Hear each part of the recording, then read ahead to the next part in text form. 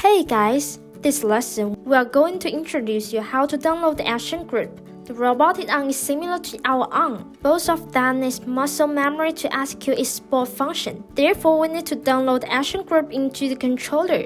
Firstly, connect the controller to computer through USB cable. Then open Python editor. We have learned how to bring underlying program. In this lesson, we just need to download the action group file into the controller.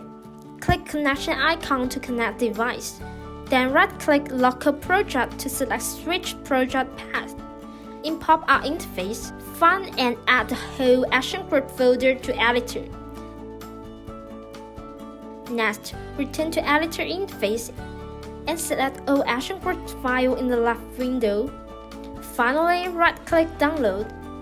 Okay, this is the end of the lesson. Thank you for watching.